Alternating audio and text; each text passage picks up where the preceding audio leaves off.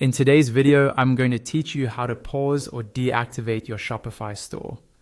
Maybe you're taking a break from your business, working on a rebrand, or just not ready to sell actively, but don't want to lose all your work.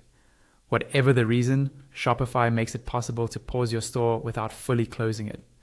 I'll walk you through the process step by step, and by the end, you'll know exactly where to go and what each option means. First, make sure you're logged into your Shopify admin. Once you're in, you'll land on your main Shopify dashboard. This is the home screen where you usually see your orders, analytics, and shortcuts. From here, everything we need is in the settings area. Look towards the bottom left corner of the dashboard and click on Settings.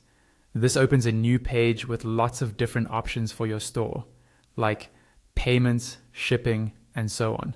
What we're interested in is your plan, because pausing or deactivating your store is handled through your Shopify subscription.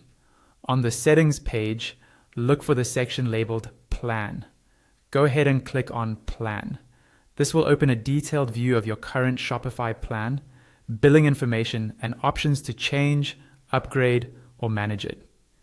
Take a moment here to quickly review what plan you're on, since pausing your store will affect how you're billed and what features are available. Now, on this plan page, you should see an option that says Cancel Plan. Don't worry, clicking this doesn't instantly delete your store. It simply starts the process where Shopify shows you different options, including pausing instead of fully closing.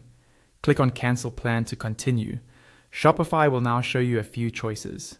One of the key options you'll see is Switch to Pause and Build. This is the one you want if your goal is to pause your store. Click on Switch to Pause and Build.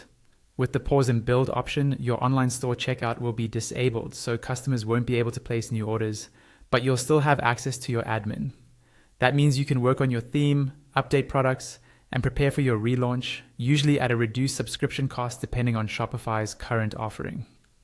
Before you confirm, double-check any apps or third-party services you're paying for, because some of those may continue billing separately. Once you're ready, confirm the switch, and your store